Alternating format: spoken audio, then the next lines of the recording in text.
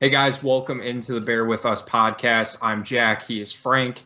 Frank, you know what? We gotta pause. We gotta restart the podcast because I really want to make it dark. I want to go. I'm going on a dark sabbatical with my friend Aaron Rodgers, and we're gonna go hang out for 4 days, just sitting in a house, and we'll come to a decision on what we want to do with this podcast next week. All right, I'll have my decision by All right, then. two things. One, I had no idea where you were going with that. Two, your hand is so white that it did not get dark at all. All it did was brighten up the screen. I'm going into a white room. All right. He's a strange individual, isn't he? Man, if I was a Packers fan, I'd be so sick of this shit. Because not only are you going through it now, but this is literally just a repeat of the stuff with Brett Favre. I also think the same fucking thing, man. I feel like if you were a Packers fan, what would have to get annoying is that like the winning, like he didn't win enough to deal with this level of annoyance, right? Like he had plenty of success. I'm not trying to downplay that. He's one of the greatest quarterbacks of all time. He's somewhere in the top 10, potentially even top 5. But like, there's been more failure throughout his career if you're a Packers fan than there has been success, because success is Super Bowl rings, right? Like, so for He's him coming to off act a season this where strange, he didn't even make the playoffs. like, no, right. But like, if this was Tom Brady, you'd be like, oh, he's got 7 of them, dude. Like, fuck it, let him. You know, like you're willing to like let things go for winners that you aren't. Like, there's a fine line between like being a quack job and being like a winner that's just looking for the new motivation. It goes back to our conversation last week where we're talking about he's mad that the Packers are making plans without him, and they're not talking, and he's out there going into a house for 4 days to sit in the dark. Like what? Yeah, it's very strange. It's very strange. And something else that was strange, Frank, was hearing Matt Nagy talk again on Super Bowl. What do they call it? Super Bowl aisle or whatever, Super Bowl row, media row, whatever it's called. Yep. Matt Nagy's at the Super Bowl, obviously, with the Kansas City Chiefs as their quarterback's coach. Not a bad little consolation prize for not being the Bears head coach anymore. Man, I could have gone an entire lifetime without hearing him talk again, Frank. I'm not going to lie to you. It got the blood boiling a little bit. I'm like, hey, just shut up. So it didn't for me. And, it's funny that was your sort of immediate take when we were talking about it, because I forget what this had to have been 3 or 4 weeks ago. And I was going to ask you, like, are you still like, I don't know what the right word is, because this is sports at the end of the day. We don't take it like that serious, but like upset was the word that came to mind. But you know what I mean? Like upset in the scope of like us as fans, about Matt Nagy's tenure. Because there was something that you said, I don't remember what it was. I'll have to go back and maybe try to find it. But I was like, man, he's still got some angst towards Nagy here. It's you still got it. And this came up. And, obviously the same feelings arose within you. But my biggest thing was he has absolutely mastered the art of saying a ton of words and literally saying nothing at the same exact time. Like, yeah. And there was actually a Twitter page, I forget which one it was, because I agreed with them, and they were like, man, like this was poor reporting by CHGO. They didn't push back on anything. They just sort of let them go on with word salad, and like they moved on. And like part of me agreed, because I was like, there was like he didn't really answer anything. But the other part was this also isn't about his Bears tenure. Like he's in the Super Bowl for a different reason. So I was like, I was sort of back and forth, but I did agree with some of the points that they made. But yeah, dude, I mean, they asked him like, I don't remember what the exact question was, but it was something like, do you regret not starting Justin earlier? And he like literally didn't say yes or no. He just went on this whole rambling of like, whoa, that wasn't always in the plans, and some people aren't ready, and he may have been ready, but we didn't know. And it was like, dude, what? Like, yes or no? Dude, do you regret not starting him week 1, or like giving him the job, and having him get reps with the ones earlier? Like he just, but it made me also think like, but besides his poor performance as a play caller, as a head coach with the Chicago Bears, when did it like switch of him becoming like the really cool head coach that he was in 2018 to like what we got in 2020 of like this super watered down, like never answers anything, super vague, like weird responses and weird answers to things. Like I wonder what that moment was, because in 2018, like he almost gave us like that Joe Madden vibe where it's like, man, like he's having fun in the locker room. Like they're having Club parties Dub. in Club Dub and like all of this. And I don't know, like I mean, some people just say like the double doink absolutely broke him, and mentally it may have. Like it may have just put him in a dark place. I don't know. It's tough because the kick is obviously what we'll always remember from that game, but it should not be forgotten how bad that offense was. Like we knew going into that game how depleted the Eagles secondary was, and I remember I was sitting in the WBBM studios doing producing for the national broadcast, the Bears Eagles game, and I remember texting you, why are they not throwing the ball more? And to get to that fourth quarter, and how many times did they run that post throw to Allen Robinson, and it worked every. And it was like, dude, where was that? I think he was just overmatched, and I think the switch really happened, Frank. We thought it could be interesting at the time, but when he started adding all of those coaches to the offensive, like the offense room, he had like just so many assistants, and it was like, dude. I think he was just looking for an answer that wasn't there. He was looking for, what's the best way to make this offense work? And he just didn't have the pieces that he had in Kansas City. He didn't have the players that he had. So it wasn't as simple. And we learned a lot of things from his time in Kansas City where when everything was clicking, he wasn't even calling the plays. Yep. So a lot of that was Andy Reid. So again, and to answer your earlier question, I would say that really the only reason that I still hold any anger towards him is he just felt like now it just feels like he was just such a con man. Like he just sold snake oil as this like super genius, like he was supposed to be the next Sean McVay. That was the whole thing. And he just couldn't do it. And then he acted, especially in the last year, like he was better than everybody, like he was smarter than he fell into the trap that most Bears coaches do, where they just have to be the smartest person in the room. And he just would not relent that Andy Dalton should not be starting for the Chicago Bears. And the question that you were referring to was, do you regret starting Justin Fields week 3 when he got sacked 9 fucking times in Cleveland and it was the worst offensive performance in modern football, if not of all time? Probably not of all time, but it was that bad. And you're right. Well, people said it was like the Alex Smith situation, and he was Patrick Mahomes, and he was this, and that, and Andy was our guy, and Andy was hurt. And dude, just be real. Like that was the thing that I still hold that. Like he just stopped being real with the fans, with the media. He just tried to come up with answers he didn't have, and that's why it turned into that word vomit. Because you're right. 2018, boom, very direct. Here's the plan. Here's what I want to do. And then when it didn't work, he was like, well, shit, I don't know. We'll figure it out. We got to find the why. Still looking for that why. Yeah, no, I mean, it was a very, quick downslope for him. I mean, because even like once that veil got pulled off in 2019, like we started to analyze 2018 and you're like, man, that was not as good of an offensive year as we thought. But I mean, we were so deprived in Chicago of good offense that an average offense as it sort of settled into being. But like the first, 8 or 9 weeks, that was a really good offense. And we're like, holy shit, we're on to something.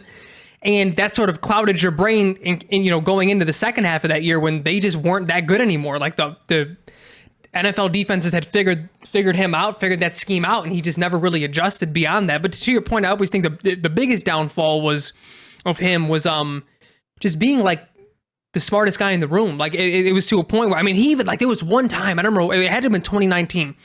He had said something. He didn't literally verbatim say this, but it was like, this is what it came down to. He was like, well, if we, they asked him about like running the ball or more play action or something. He's like, well, that's what they expect us to do. And if they expect us to do that, I have to do the opposite. And it's just like, wait a minute. No, that's not how this works, dude. Like when you get into that mind frame, because I was saying thing about Mark Trestman, like he just outthought himself because it was like, well, I have to like counter their counter before they even give me the counter to the thing I was supposed to do. Like you're so far down the rabbit hole in your own head that like, you're not even considering that maybe we just out execute people on these plays instead of like having this battle plan for things that haven't even happened yet. Matt, there were 5 guys in the box. Why didn't you think about running the ball? Well, let me tell you.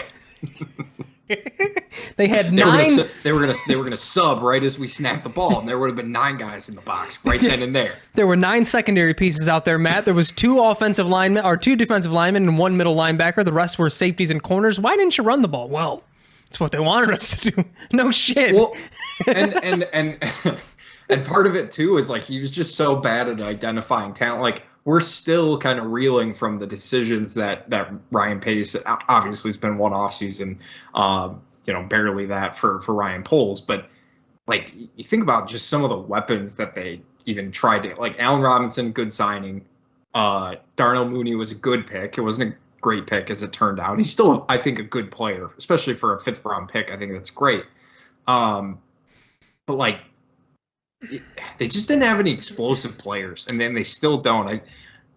That draft, that 2018 draft, I think was a lot more important than we thought it would be, and just Anthony Miller not being Antonio Brown, like that type of player, really came back to bite them. They needed him to be a star, and they just didn't have stars, man. And after a while, like the messaging, you could tell kind of got old for a lot of the players. They were just going on losing streaks, going on winning streaks, going on losing. Like he was just not. It just wasn't the right time for him to be a head coach. The Bears. I loved the hire at the time. I thought it made a lot of sense.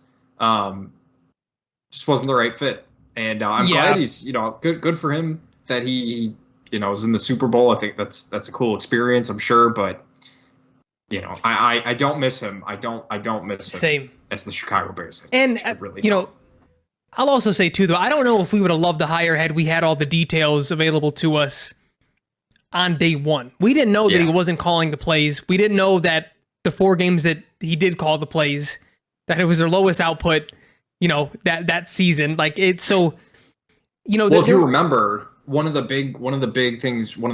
biggest reasons we were excited was because we heard that he wanted Patrick Mahomes. He was the one that was like all about Patrick Mahomes. So he's coming to the Bears like, okay, he can identify quarterback talent. If he can make it work with Mitch, great. If not, he'll pick a good one. And I mean, he did pick Justin Fields, but he just didn't use him. He just, I don't understand it. I still never understand. I really don't care anymore about Matt Nagy. Like if I never have to hear from the guy again, I'm perfectly okay with that. The only thing I would be open to is like a book or some sort of mini documentary. If he would keep it 100% real, like none of the word vomit, just like that. It would. I'm always interested in that type of people telling their experience and whether or not he would ever admit he felt like he was in over his head. But just like talking about it and being real about it, I would be down for it. If we hear from Nagy in regards to his Bears tenure and it's all of that, you can save it. We heard all that already. There's the same shit you said up on press conferences, for 4 years. Well, 3.5. Yeah, and hopefully this is the last we'll talk about this tenure, because now we can really get into the real tenure of Matt Eberflus, and I consider this season to be like a prologue, right? Like this season was sort of just getting everything and set up, and you got your protagonist in Justin Fields, and he's that's just such a huge bonus, man. Like just we do got to talk about the Super Bowl, I guess Frank, because that's coming up, and that's a pretty big game. And we did promise we'd make our picks this week. And then, but I gotta be honest with you, this is like the most excited I've been to just get through this week so that we can move to draft season and really start getting to talk about what the Bears are going to do with their cap space, because things will move quickly.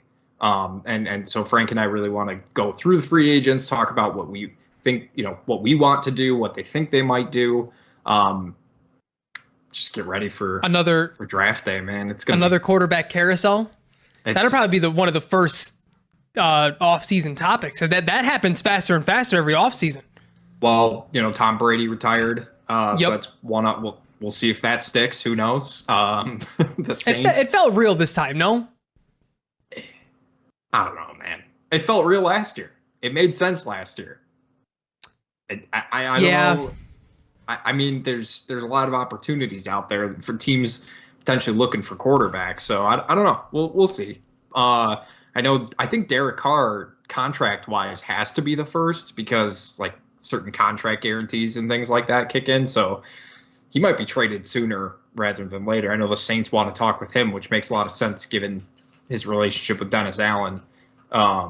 So we'll see. We'll see. Well, and it makes sense for them because of that, but also because they're just never going to rebuild. They're just going to keep kicking the can down the road until they have like a winless season when they just have to like cut everybody for cap reasons. They have to fold as a franchise. Yeah, exactly. They liquidate.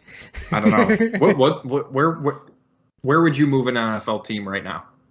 Well, they have one in Vegas. That was always the big one. I would move one to Charlotte, North Carolina. Well, they have one. They have the Panthers. Oh, that's right. Fuck. That was a trick question. You move it to Chicago. The Soldier Field is going to need a new team. Yeah, you're right. No, but we do want to talk a little bit about the Super Bowl. Obviously, it being the whole point of the season is to get to the Super Bowl, and it should be a pretty good game. I think the game itself will be a ton of fun. Frank, I'm not going to lie to you. I made my pick quickly, and then I sat there and I looked at it. I went back and forth about 3 or 4 times, and I think I've landed on the team that I want to pick. So let's just start there. Who are you taking in the Super Bowl, Frank? Jackie, I didn't really go all that back and forth, to be quite honest with you. I thought about the quarterback battle, and I think everyone knows that Patrick Mahomes is the better quarterback. But then the deciding factor to me was I don't think that gap is like ginormous. I think you're probably talking about 2 top 5 quarterbacks, at least especially this year. But you just look at the rest of the rosters. God damn. I mean, Philly to me, and I've said this for, 5 or 6 weeks now, like they just seem like the most complete roster in the NFL. It's like they can beat you in a ton of different ways. Both trenches are very good. That's just how they built. They built through the trenches. And then, adding AJ Brown to this was like that cherry on top for a playmaking offense. I think the only thing they do probably not great is run defense, but the Chiefs don't exactly run the ball down people's throats. Jackie, I picked Philly, man. I just think the cherry on top for me was the receiving core for the Chiefs. I know Hardman's done.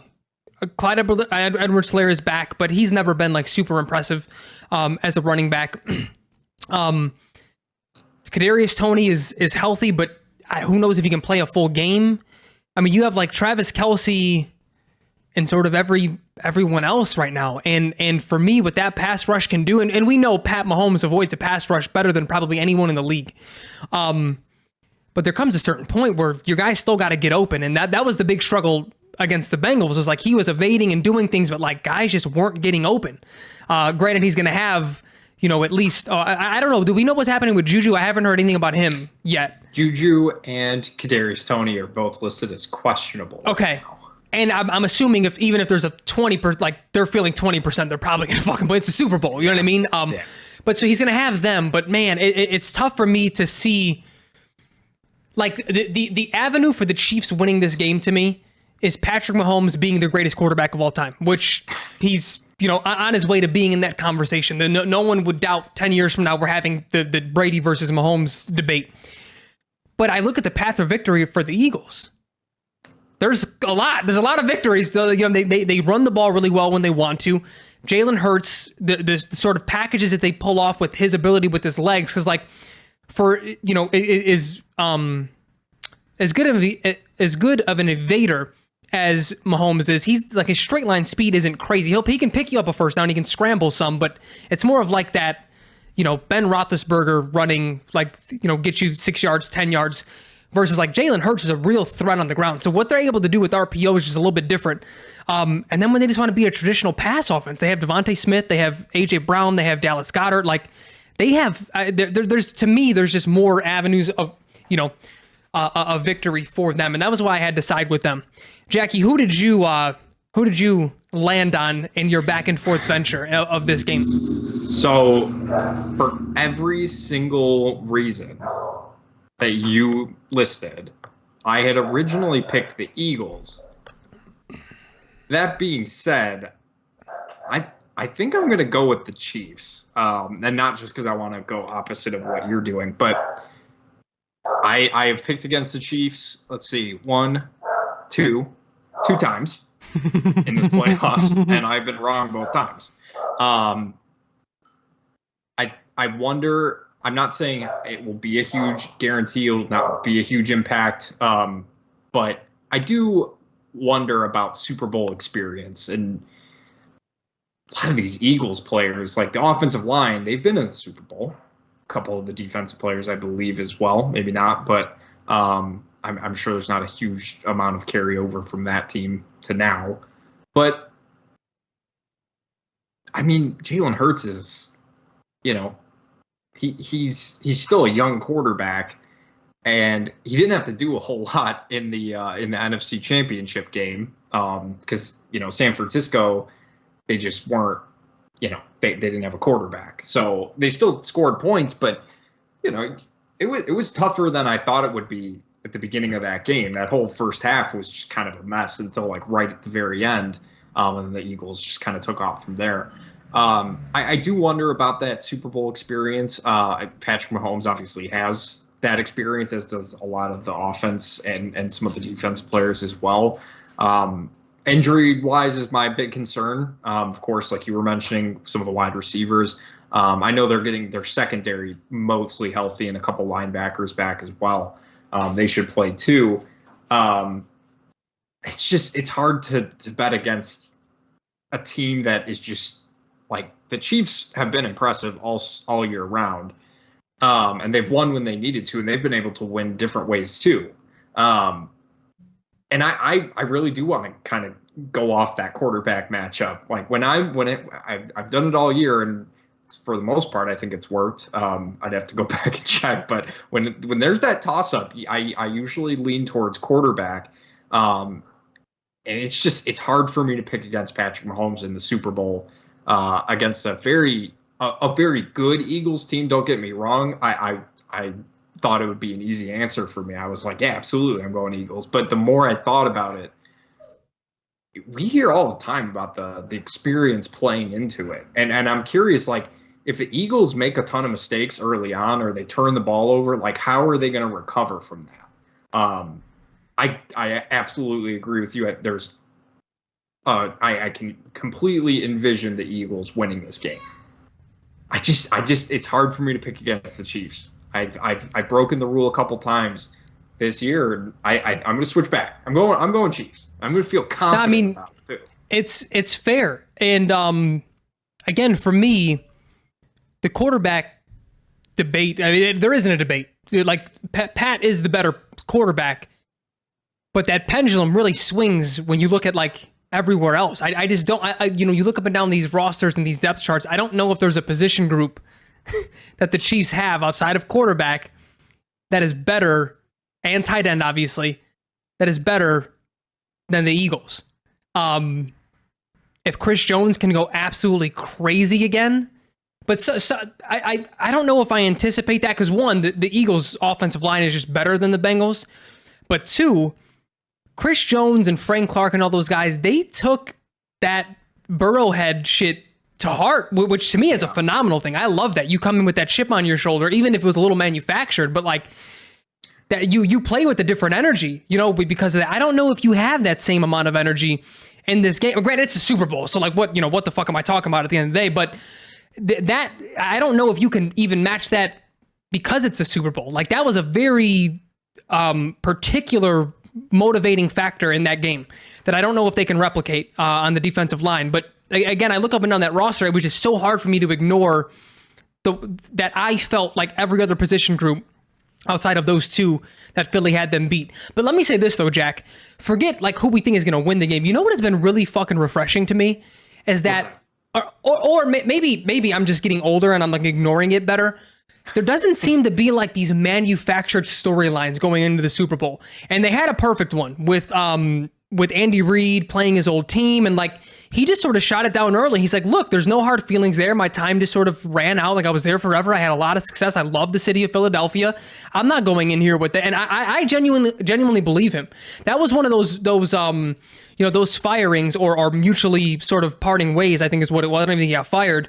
That felt like it was just, hey, like our time just has come. We ran it back and we ran it back and we made 4 straight NFC title games and we made a Super Bowl. Like, it just is what it is. It's time to turn the page, and he went to the Chiefs and continued to have success. Like, I don't think there was ever any sort of, ill will there. So, like, I know they tried to poke and prod at that, but he had the same answer that he did at his opening press conference when he was the Chiefs head coach. He's like, nah, there is none. Like, we had good conversations and that was it. Like, we decided to part ways from that. And, they haven't tried any of the, I don't think there are any. That's probably why. But like, they've even tried to talk a little bit like legacy talk, where it's like, if Pat Mahomes loses this, is he out of the running? And it's like, he's 27, dude. Like, what are we, no one's really tried it. And that's refreshing. Just let the game be the game. Let things sort of happen. Like, I know there's been like the silly questions at Super Bowl week and such that are, some people like, some people hate, but yeah, this was like the first Super Bowl for me in a while. Cause even like last year, think about it. It was like,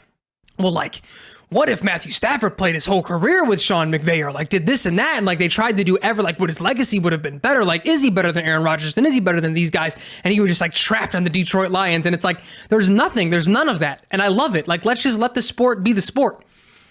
Especially because the two teams kind of speak for themselves. Like, these are, I really don't think you could argue, or argue against, I should say. You could argue for, but I don't think you could argue against that these two teams are probably the best in the absolutely in the NFC. It's not even close. The Eagles are by far the best team in the NFC. The Chiefs, I think a lot of people all year long thought this was the best team in the AFC until the Bengals really started getting on a run. Buffalo obviously was the favorite early on in the season, and then they went through their thing, and then just really didn't get out of their own way. I feel like it's been a minute since we've had the two overwhelmingly best teams in the Super Bowl. You have a couple good teams, obviously, that sort of come out of nowhere and get in there, and it's I think that's great. But sometimes it's nice to see just like the best teams just play against each other. And I really think that this is going to be one of those games where it's not going to be that horrible Patriots-Rams game where it's fucking, one team can only score 3 points.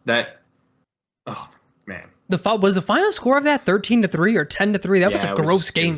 It was rough. And then of course the Seahawks Broncos game where the fucking Broncos. It's like 47-10. Yeah. That was ugly. Bad. Or I mean, the Panthers Broncos game was at least entertaining because of the defense, like the defense that was being played. I thought that was pretty good. Still kind of a boring game when you think about it. I had a personal investment, of course, but yeah, man, there's not really a whole lot of storylines, and I kind of like that. Like like you said, I just want to watch the game. I just want to watch two really good teams go at it. One super young quarterback going up he's not old, but he's already. It's hard not to say he's the most talented I've seen. That used to be Aaron Rodgers. That used to be him filling that role, and Rodgers still. I think you could definitely make that argument, but man, it's close. It's Patrick Mahomes is doing things that. Yeah. Also, real quick, speaking of fucking former Super Bowl quarterbacks, Trent Dilfer, shut your fucking mouth. Oh, we should have led with that too. Shut your fucking mouth. Okay? Listen, you won a Super Bowl. That's great, but let's not pretend like you did the damn thing. All right? It was the fucking defense that you didn't even start for the Ravens next year. So when you're coming out here talking about how the modern quarterbacks aren't impressive, dude, shut up. Shut up. Yeah, but you know what though? I only saw like that 40-second clip, and this isn't me like putting a cape on for him because I think it's an asinine take regardless. But I would like to know if he gave his reasons as to why. Because the weirdest thing to me was that didn't he pick out Rodgers and Brady to like as examples? Yes. Fam, they played in your era.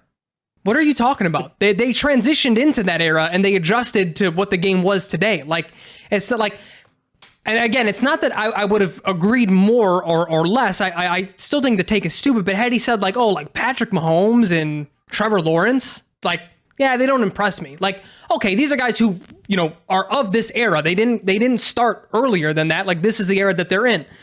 That was weird to me, even that he used those two as an example, because this isn't their era. Like, I mean, it still is because they were great through it, but they didn't start in this era. They started in the era where like running the football late was still the thing. Like bell cow running backs were a thing. Brady started, was it his first year, 2000 or 2001? I don't know if I'm looking at the quote again. He does say it. He loves Tom Brady. He loves Aaron Rodgers. I love these guys. It's not impressive. So I'm not sure if he totally means like those are his examples, or if he's just saying like, oh, I like those guys. Oh, okay. Yeah. I don't know. I that can be the only answer to me, because yeah. But I don't understand how you watch Patrick Mahomes, and regardless of any era he's playing in, you don't watch, just watching the throws he makes. How the fuck are you saying it's not impressive? It's I don't crazy. understand. It's, you know, so, but here's the thing though, like the reason why I said I would like to know like what his reasoning was for him saying that, because I only saw that small clip. I don't know what that is even from. I don't know if it was an interview that he was doing or what, but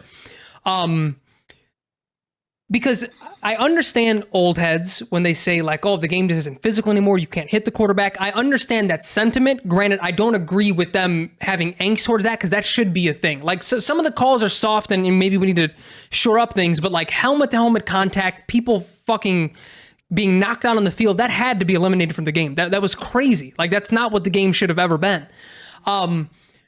But it's like with the defense never went away. Like these all-time great defenses that still exist, you know, when you get one every like 5 years, you think of like LOB, you think of the Rams of last year. They weren't all-time great, but like look at what they were still playing ball. Like they're giving up 17 points a game, 16 points a game. I mean, because the 49ers this year, the 49ers this year, 2018. That's what I'm saying. Like these teams are the great defenses only give up 12, I mean, like 14, 16, 17. Like the defense is still here. Like, I guess like the way that I'm, you know, also thinking is like, I understand more when older people critique the NBA, when it's like, you look up, it's the end of the third quarter and it's 109 to 107. It's like, fuck, dude, like defense is just completely gone. Like, do I want it to go back to like straight half court offense? Maybe not, but I mean, give me a little something here. I don't get what you have to complain about with the modern NFL, because like defenses are still here.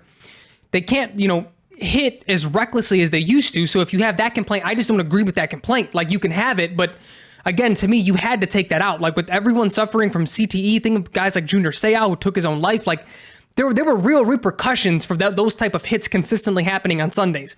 You know what I mean? Like, not to get too deep with it, but like that's why I disagreed with people who would be like, yeah, like Ronnie Lott would never fucking like agree. Like, okay, dude, I get it, but like also. Yeah, I mean, I know you and I have had these conversations before on this podcast, but like, I hate, there's no conversation that bores me or turns me off more than talking about what players would succeed in which generation. I can't do it anymore, Frank. We talk about it every fucking day with every well, Babe Ruth, if he was playing today, you know, he wouldn't be hitting 105 miles. Well, he fucking didn't have to. All right. How about that? He was great when he played. Bill Russell. Yeah. Well, he probably wouldn't have won 11 rings. Shut the fuck up. It doesn't matter. Who cares? Like literally, you're never going to have an answer to those questions. Like, yes, Steve Young would probably be better playing in this era of football, but guess what? Who fucking cares? It doesn't matter. Yeah. You're never going to have that answer. Stop talking about it. Stop it. I thought the whole thing with Kobe, when that happened, everybody had made an agreement. All right, we're done comparing guys. Wasn't that the whole fucking thing? That lasted for like 5 days, Jack, and they were right back on First Take fucking, you know, using his likeness. You know what? That's what it was. And we didn't talk. I know we wanted to talk about this last week too. And you know, it's maybe a little bit old and gone, but man, these shows, the fact that every single show is like that now. Every single show on ESPN is basically some form of First Take or Undisputed. You got Emmanuel Acho just out there running around, just spouting absolute fucking nonsense. Like, not to just pick on him, but like, let's pick on him, please. It's just all of these dudes. Like, it's just all these shows are now. It's just who can say the craziest thing at a volume that makes your ears want to bleed. Yeah. And you know, we texted about this too, and it's like, I know people have grown tired of Stephen A and Skip, and rightfully so, but there's still a level of respect that I have for them because they were the first to do it. And honestly, and even if it wasn't organic, it felt organic, at least for the first few years, where it was like, here these two dudes are, you know, they're debating, they're going to take opposite stances, but it's fun. Like, it feels genuine. It feels like these are their real personalities versus someone, you brought up Emmanuel Acho, who just has this fake preacher vibe energy with like everything he says, he tries to sound very profound and he's not really saying much. Like, and it's, you know, but just like you said, that's everyone. Like, I think the only person who I do genuinely like, two actually, there's two that I like that are in that space or were in that space. I don't mind Shannon Sharpe. I think he's very entertaining, but again, it's because it comes off natural. Like, it's just, he's clowning with Skip and I don't watch that. I usually will like see clips on Twitter. I don't watch the live shows or anything, but the other one that I really like was Max Kellerman too. I think like they would say, they can say some outlandish things sometimes, but just like, the shtick didn't feel as disingenuous as it does with someone like Emmanuel Acho. You know what I mean? Where it's like you're trying to do so, or even like who was the dude that I couldn't stand? Ryan, was it Collins? He was a former NBA guy who was on First Take. It was Ryan something. Yeah. He hasn't been on the air for a little while now, and I'm very, very happy. But he would like fill in on some of these shows, and he was atrocious. Yeah. And it's like, yeah, it's just it's a stupid format. But to you know, even in that scope, that's what I was sort of talking about earlier. Like, I'm glad that we're not hearing like legacy talk. And part of it is because these are two very young quarterbacks that everyone knows, like, no matter who loses this game, they have a whole career ahead of them that, you know, they still have a chance to build their legacy.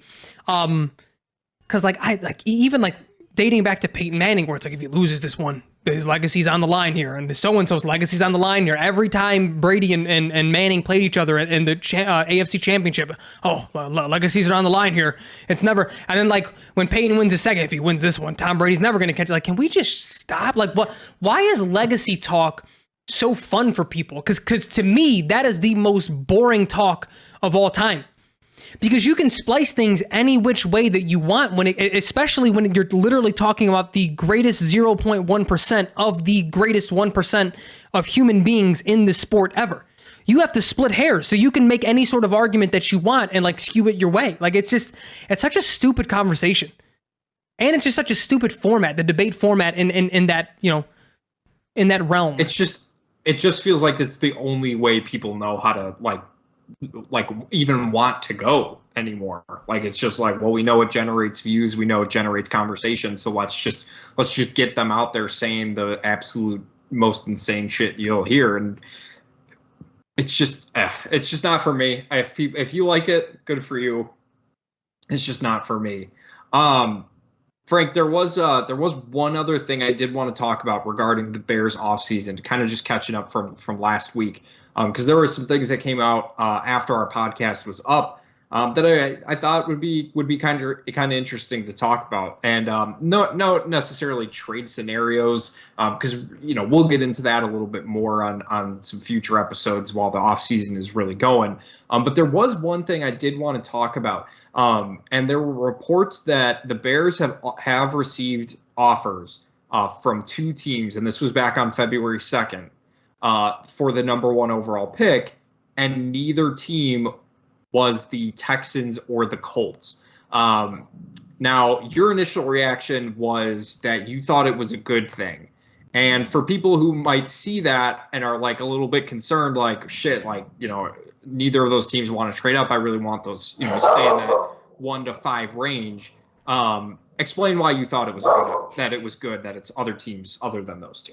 Well, it harkens back to, you know, when we had the topic of like, well, the Bears aren't drafting a quarterback. Why in the world would anyone trade up for them? They have no leverage. This is that leverage that I was talking about. The two teams in question that had not traded or started those talks yet, the Colts and the Texans, they had other obligations looking for head coaches. Like, of course they're not. They're doing other things. So what are teams doing now? Hey, let me inquire now while we have the floor. Let me give you an offer and try to leap these guys while they have other things going on with their head coaches and GMs and building out their full coaching room. That only adds more leverage. Hey, we got the Panthers that offered us this, and this. That's a further fallback that we don't want. Here's how you can top it. Number 2, Texans. Here's how you can top that, Colts. You may not even be paying as much as them because we're not dropping as far. But now you're starting to put together trade packages with other teams.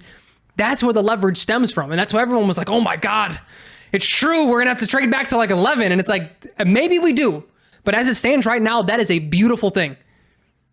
And it's funny, Frank, that you mentioned the fear of going back to 11. And I'm not going to lie to you. If they go back to 11, I would be disappointed depending on what they actually get back. Like, let's say it's the 11th pick, a second round this year, and a 23 first next year. To me, that's not enough to move all the way down from 1 to 11. That's a lot of spots to go down. What I will say, though, is,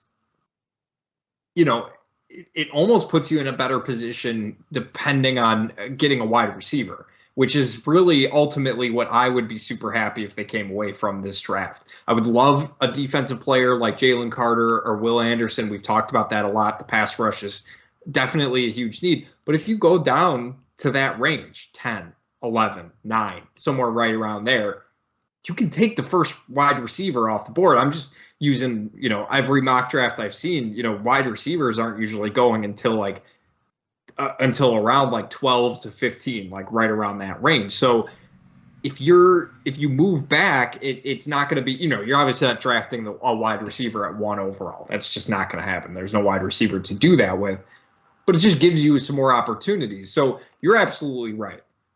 The more teams that are interested in that number 1 pick, the better, because you're going to start that bidding war. And you can now pick, like you said, the best possible offer for your team. Like you said, I think 4 is still the most likely target if the Colts do trade up. But you make a great point. They don't have a head coach, right? Chris Ballard's focus right now, I'm sure he is thinking about what he wants to do for the draft, because coming up, right? I think the combine is this month, isn't it? Isn't it usually It's usually a couple weeks after the Super Bowl, yeah. Yeah. So things are going to move quickly. But you're right, they don't have a head coach. So he doesn't have anyone to bounce those ideas off of other than, Jim Irsay, who knows what the fuck's going on in that brain.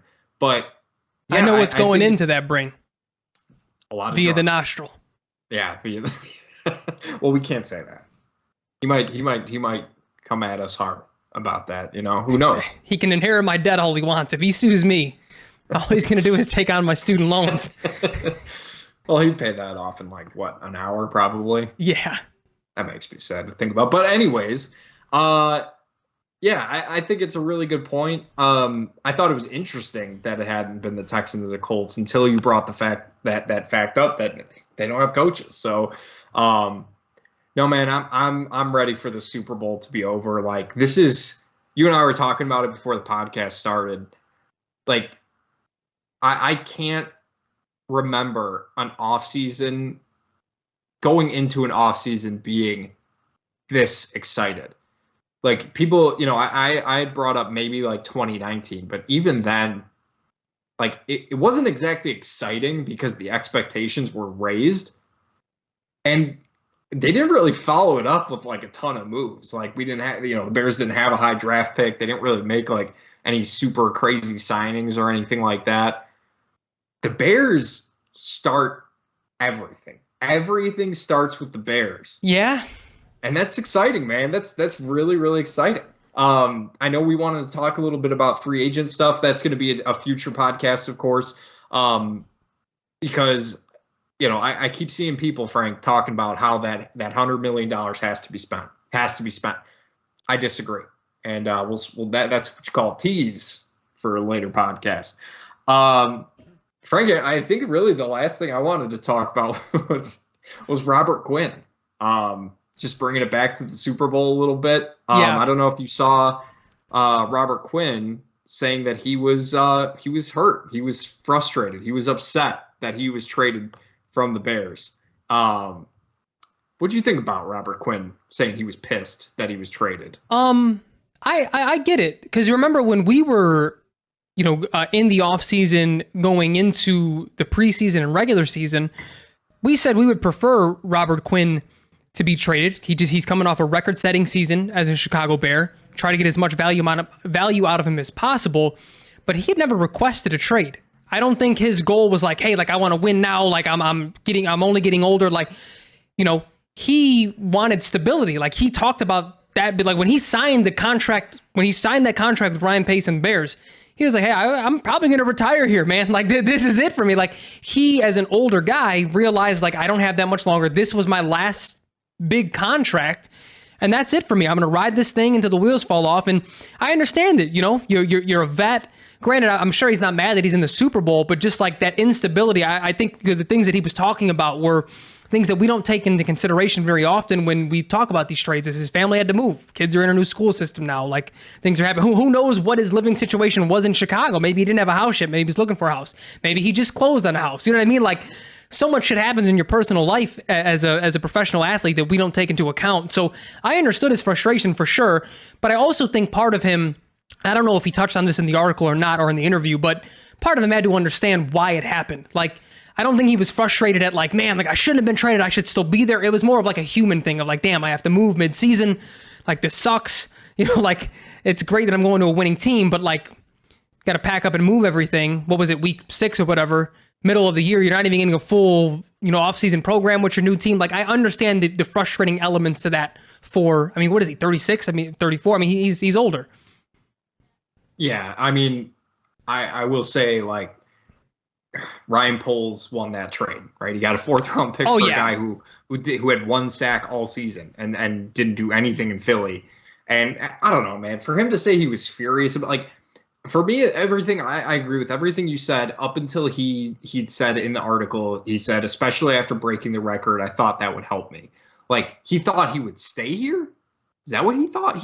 Man, come on, dude. Like he didn't show up for the mandatory minicamp. Fine, whatever. We talked about that. You and I were not worried when that happened.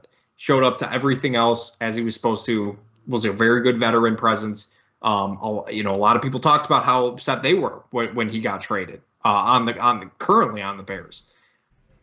But come on, man. Like we're being realistic about what value he had to the Bears, and it just was minimum. He wasn't making an impact, and they made the decision that was best for them. I'm going to be honest with you. It makes me more. It makes me respect Ryan Poles even more. Where he's just doing what's best for the team. He's not necessarily worried about and it goes in the face of what we've been told about this Bears franchise, about how they like to operate, just with that internally with their own guys. How many times have we talked about just in general? The Bears fall, or just Chicago teams, really, just teams falling in love with their guys, their own guys, just not like Luol Deng, for example, could have been traded for Kobe, that type of stuff. Like it happens time and time again. I'm not saying Robert Quinn was like a homegrown guy. He obviously wasn't. But I think trading him, the writing was on the wall, and it was just surprising for him to use the word furious about how it all went down. I don't quite understand that. Well, I also think it's hard to even point to his performance, because had he had like 8 sacks at that point, we would have probably gotten a second. Like he was still leaving. You know what I mean? Like it just didn't make sense for him to be on this team, at this stage of, of the new regime and just the development of everything. Yeah, maybe furious was a different choice, but again, like just seeing some of the things that he was talking about, I get it, because I do remember his sentiment when he signed here of like, this is sort of it for me. Like I don't, I'm here, I want to win here, and that was it. And I genuinely believed in them, and I believe him now that the process was a little bit frustrating. But I agree with you all ultimately with Poles. That was my takeaway with the Roquan Smith situation. I was impressed. Yeah, like you have a guy who the fan base fell in love with, a guy who was drafted here, we saw develop here, and he just was no longer a fit, and especially not worth the money that he wanted, at least in this new defense, especially. So for him to be able to put his foot down like that is very impressive. I will say I reserve the right to rescind that feeling, though, because I think it's easier when it's not the guys that you drafted. I want to see once things start to go wrong, because it's going to happen every GM, whether you're a good GM or a bad GM, where there's a signing or a draft pick that doesn't work out. And do you stick with him? Do you double down on that pick over like an undrafted guy or over a guy that you signed for cheaper? You know what I mean? Like, that's when I'll sort of put that cherry on top of like, yes, Poles has that in him. Because even like, we thought that of Pace early on, like, man, like he's, getting rid of these guys, and Pernell McPhee got rid of, but then like he fucking extended Tyreek Cohen for no reason, like, extended everyone after one good year. Like, that's just not good business. So I reserve the right to feel the way I do now, but I also, the way that we do, but I also reserve the right to be like, hey, maybe we were wrong about that, depending on how he treats guys who are failing. We're not wrong. We're never wrong. We fucking better not be. I've never been wrong on this podcast, and nobody could prove me otherwise. No one. God damn it. No one.